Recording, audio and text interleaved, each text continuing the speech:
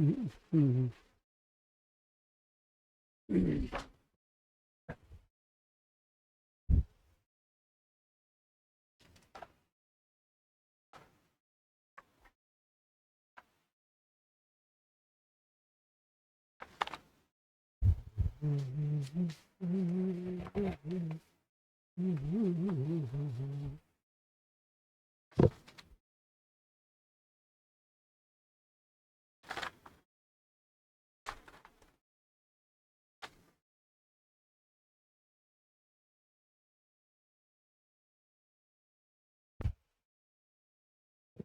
आइए प्रिय विद्यार्थियों, नमस्कार।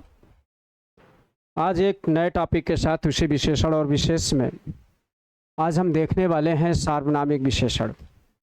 चलिए, इसके पहले हम लोग गुणवाचक विशेषण देखे थे। चलिए एक बार लिंक को शेयर कर दें, ज़्यादा से ज़्यादा लोगों तक पहुंच जाए। चलिए जुड़ जाइए भाई, कहाँ हैं आप लोग?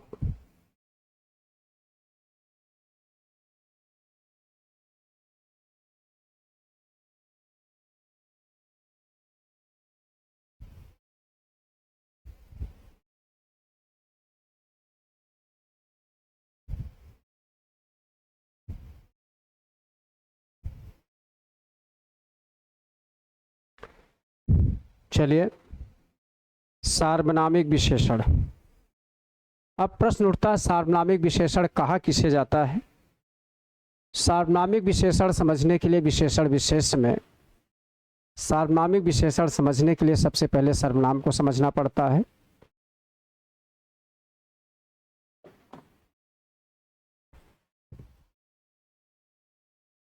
चलिए, सार्वनामिक विशेषण की परिभाषा सबसे पहले देखेंगे।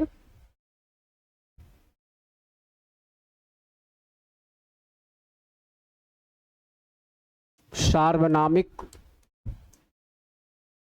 विशेषण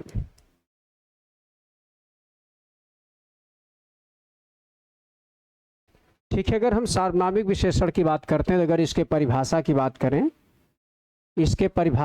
करें, तो बड़ा सरल सी, बहुत ही सरल परिभाषा है।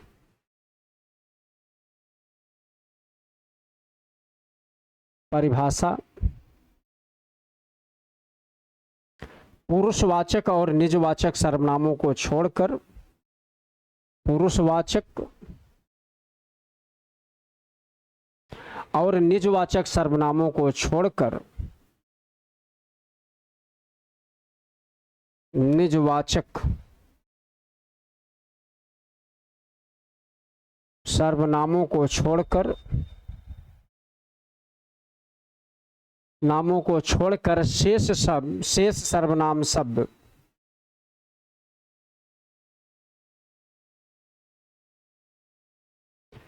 सर्वनाम शब्द संज्ञा के पहले आकर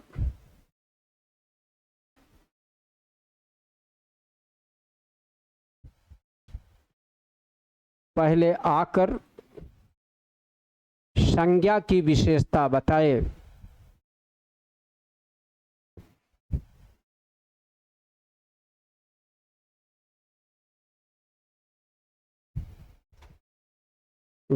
सार्वनामिक विशेषण कहा जाता है।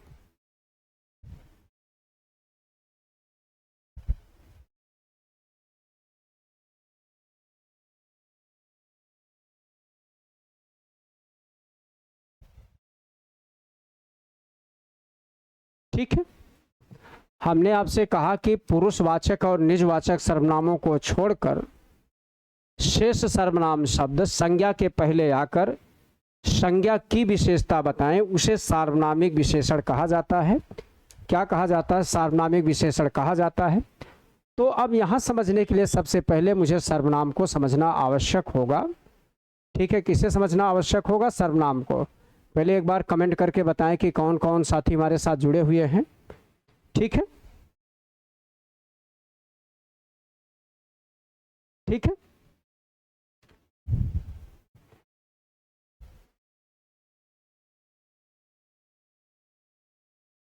उम्मीद है कि समझ रहे होंगे। नहीं समझ रहेंगे तो अभी हम समझाते हैं। इसी परिभाषा को थोड़ा हम दूसरे तरीके से समझने का प्रयास करते हैं।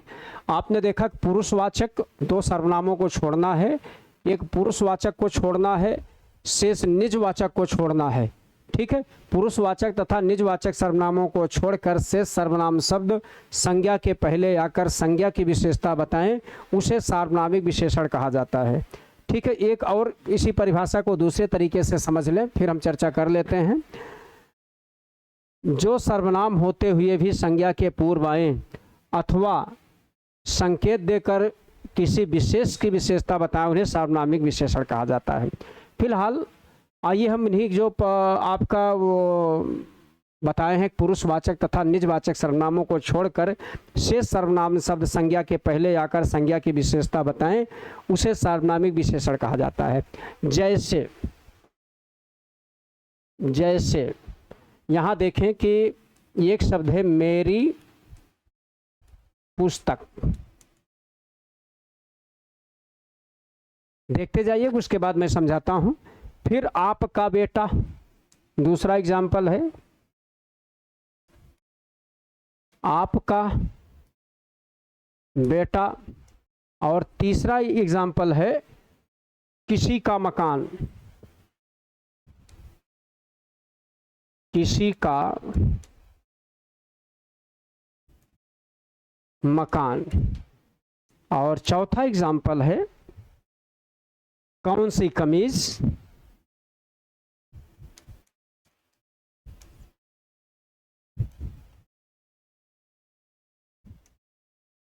कमीज और किसका लड़का।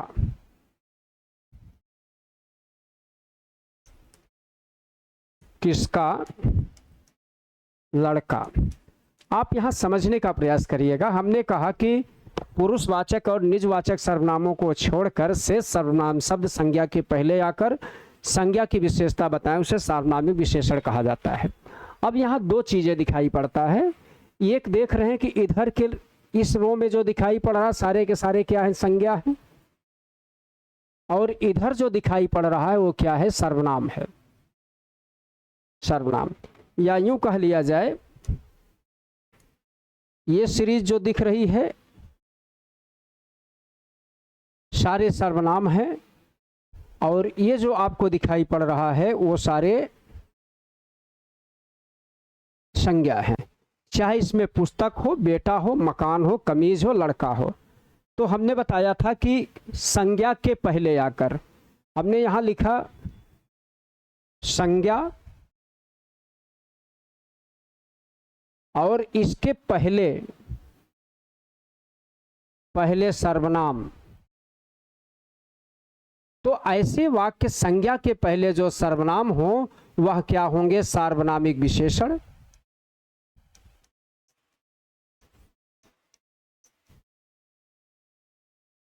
और इधर संज्ञा हो, संज्ञा है, संज्ञा के बाद क्या हो, सर्वनाम हो।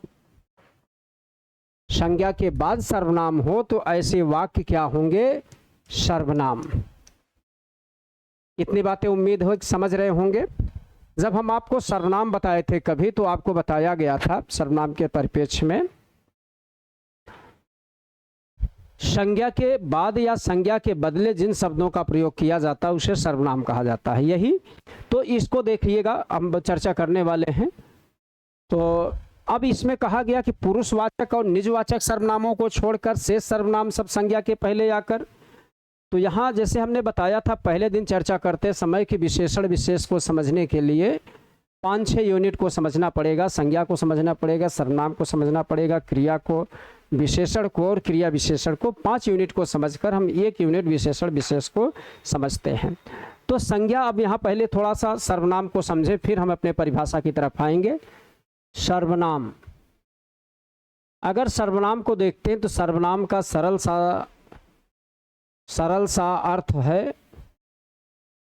अर्थ क्या है, सर्व नाम शब्द 2 शब्दों के योग से मिलकर बनता है, एक सर्व और दूसरे नाम। अर्थात कहा जा सकता है कि जिन शब्दों का प्रयोग सभी नामों के स्थान पर किया गया हो, जिन शब्दों का प्रयोग सभी नामों के लिए किया गया हो, नामों के लिए किया गया हो उसे सर्वनाम कहा जाता है। यही तो सर्वनाम कहाँ से? वैशाली जी गुड इवनिंग। ठीक है, उसे सर्वनाम कहा जाता है। आइए थोड़ा सा समझने की कोशिश करें। जैसे एक वाक्य हम आपको बताए हुए थे, पूरा सेंटेंस था, जैसे सीता बाजार गई,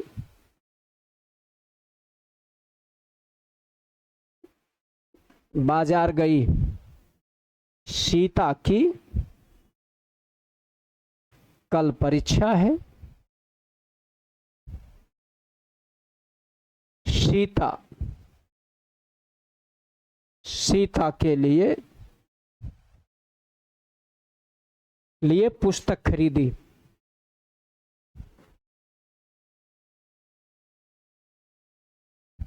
खरीदी। तो आपने यहां पर देखा कि ये क्या है? संज्ञा है। और ये भी क्या है? संज्ञा है। और ये भी क्या है? संज्ञा है। ये भी क्या है? संज्ञा है। अर्थात कहा जा सकता है एक वाक्य में एक ही प्रकार की एक ही संज्ञा का 4 प्रयोग। बेटा 9 बजे क्लास लेने वाले हैं, 9 बजे क्लास होगी, ठीक है, परेशान ना हो।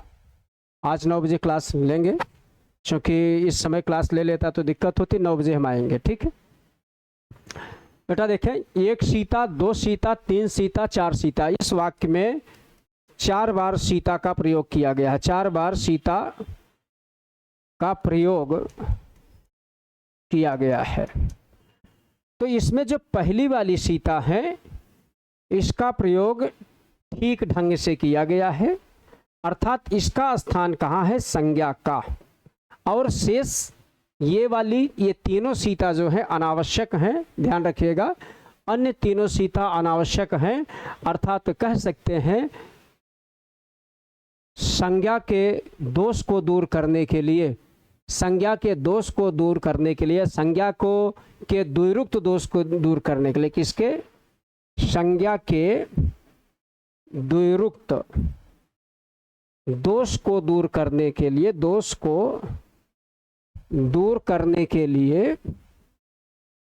के लिए सर्वनाम का प्रयोग किया गया। किसका? सर्वनाम का।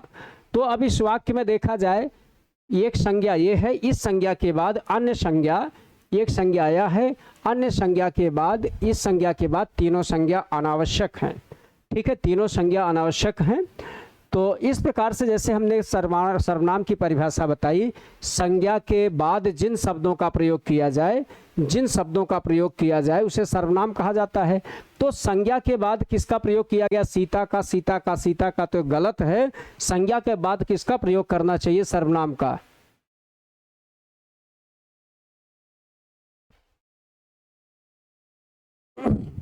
चलिए, क्या बात।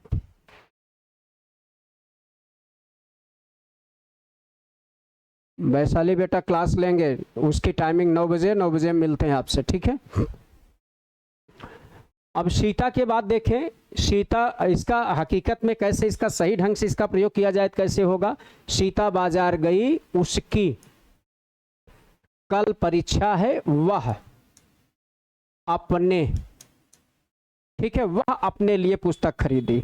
तो आप देखें यहां पर क्या है? उसकी शब्द सर्वनाम है, वह शब्द सर्वनाम है, और अपने शब्द सर्वनाम है। उसकी, वह और अपने शब्द किसके बाद आया है? सीता के बाद, सीता के बाद, अर्थात संज्ञा के बाद, ठीक है, संज्ञा के बाद। आप इस प्रकार से कह सकते हैं कि जिन शब्दों का प्रयोग संज्ञा के बाद किया गया हो उसे सर्वनाम कहा जाता है। इतनी बातें समझ गई? संज्ञा हो, संज्ञा के बाद सर्वनाम, संज्ञा के बाद क्या हो? सर्वनाम हो। तो ऐसे वाक्य क्या होंगे? सर्वनाम। और वही दूसरे तरीके से समझने की कोशिश करें, एक संज्ञा हो और संज्ञा के पहले सर्वनाम हो, तो ऐसा वाक्य सार्वनामिक विशेषण कहलाता है।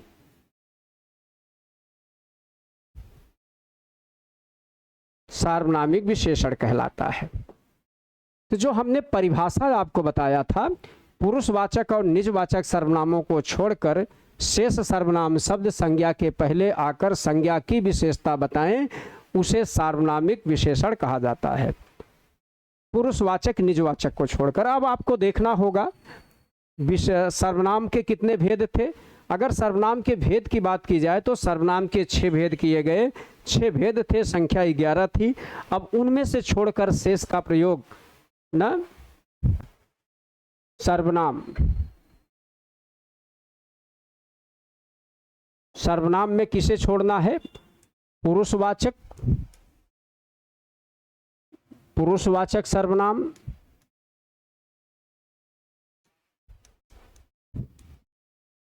निजवाचक सर्वनाम ना, निजवाचक सर्वनाम, निश्चयवाचक सर्वनाम,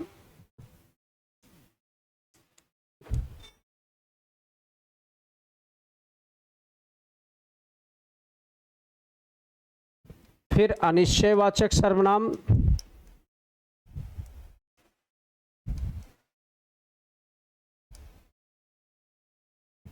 ठीक है, प्रश्नवाचक सर्वनाम,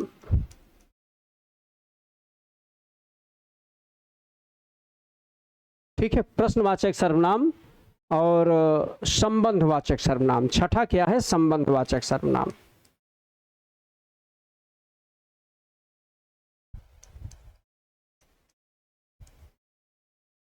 ठीक है, तो यहां आपने क्या देखा? ये 6 सर्वनाम है। अब इसमें पुरुषवाचक और निजवाचक को छोड़कर शेष सर्वनाम शब्द, ये 2 को छोड़कर ये 4 शेष सर्वनाम शब्द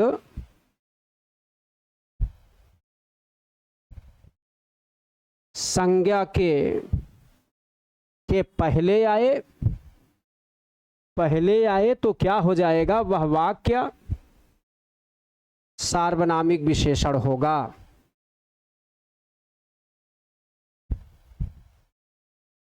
सार्वनामिक विशेषण होगा।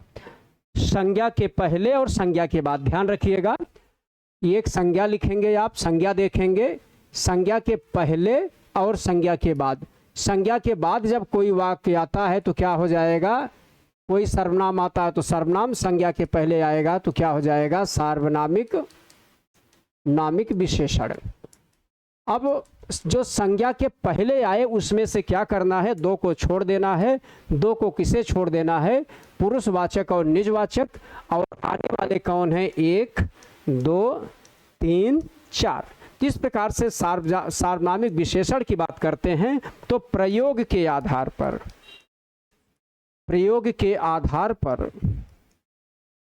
पर सार्वनामिक विशेषण के भेद कितने हैं? प्रयोग के आधार पर सार्वनामिक विशेषण के 4 भेद हैं। अर्थात इनके माध्यम से आपने यह समझने की कोशिश की, जो सर्वनाम शब्द पुरुषवाचक और निजवाचक होंगे उन दोनों को छोड़ दिया जाएगा। शेष निश्चयवाचक, अनिश्चयवाचक, प्रश्नवाचक सर्वनाम शब्द किसी संज्ञा के पहले आए और संज्ञा की विशेषता बताएं तो उन्हें सार्वनामिक विशेषण कहा जाता है। चलिए अब हम आगे देखते हैं। ठीक है, तो अब सार्वनामिक विशेषण में क्या क्या हो सकता है, आइए। जैसे बताए थे, मेरी किताब, आपका बेटा, किसी का मकान, कौन सी कमीज, कोई लड़का, ये एग्जाम्पल आपने देखा था। अब इसी के आगे देखेंगे सार्वनामिक विशेषण के 4 भेद हैं ना।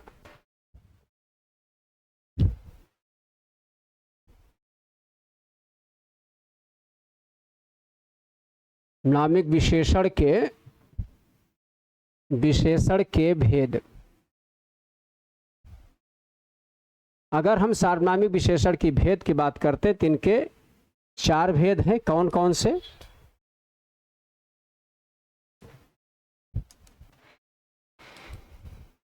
चार भेद हैं।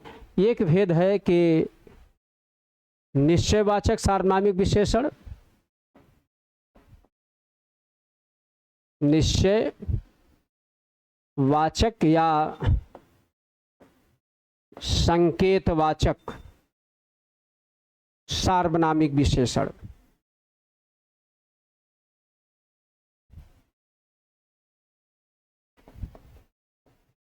अभी इसका एग्जाम्पल देखते हैं। अभी थोड़ी देर पहले हमने बताया था, तो निश्चयवाचक सर्वनाम या संकेतवाचक सर्वनाम। तो यहाँ पर देख रहे हैं कि जब संज्ञा होगा, संज्ञा के पहले ये सर्वनाम शब्द पहले आएंगे तो क्या हो जाएगा? निश्चयवाचक। निश्चयवाचक के बाद फिर अनिश्चयवाचक,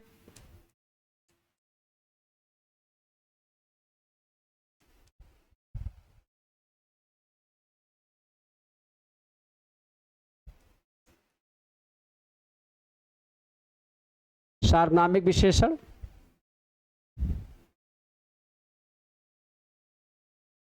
फिर अनिश्चयवाचक के बाद देखा जाएगा प्रश्नवाचक सार्वनामिक विशेषण,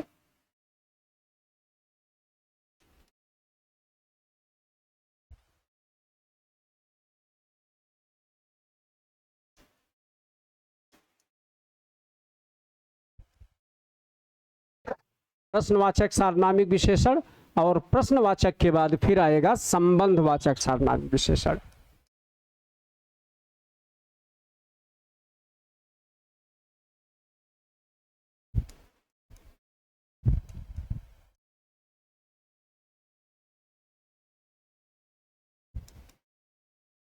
विशेषण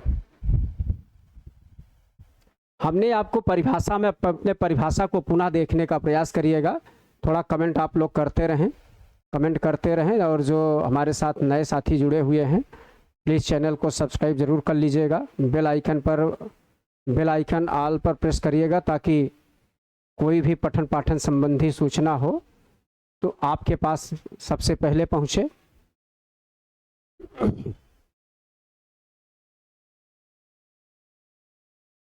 चलिए अब देखते हैं कि निश्चयवाचक में कौन कौन से हैं, कौन कौन से शब्द इसके दायरे में आएंगे, कौन कौन से उसके दायरे में आएंगे। निश्चयवाचक सर्वनामों की बात करते हैं जो निश्चित वस्तु की तरफ संकेत करे, जैसे वह, यह, इस, उस। यहाँ 4 शब्द आपको दिखेंगे। एक शब्द दिखेगा वह, एक शब्द दिखेगा वह, दूसरा दिखेगा यह, फिर दिखेगा इस,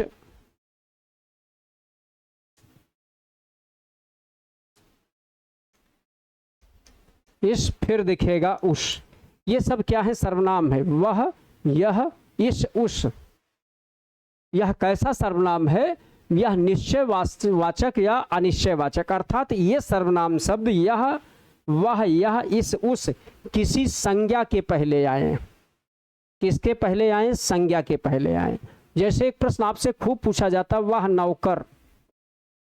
विशेषण विशेष में आपसे प्रश्न पूछा जाता है, वह नौकर। तो नौकर क्या है? संज्ञा है, उसके पहले क्या है? सर्वनाम है। और यह सर्वनाम किसकी तरफ संकेत करे? नौकर की तरफ या संख्या की तरफ। तो क्या हो जाएगा? सार्वनामिक विशेषण हो जाएगा।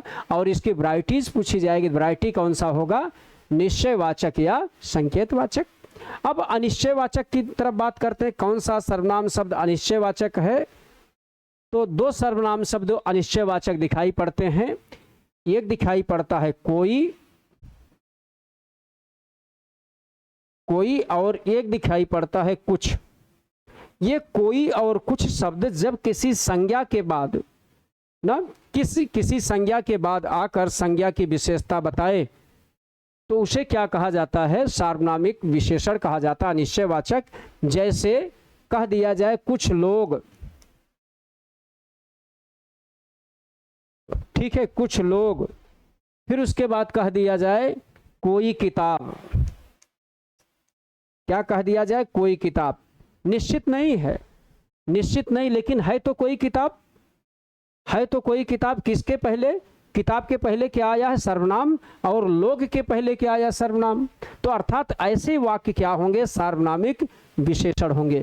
फिर प्रश्नवाचक शब्दों को अगला सार्वनामिक विशेषण होगा प्रश्नवाचक। प्रश्नवाचक में कौन, क्या, कौन, किस।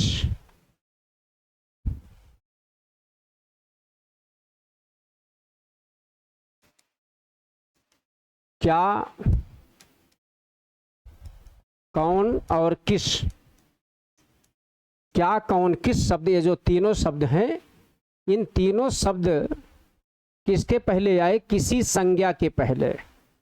बेटा किसके पहले आए, किसी संज्ञा, ये संज्ञा है, इसके पहले क्या, कौन और किस शब्द का प्रयोग कर दिया जाए तो क्या हो जाएगा।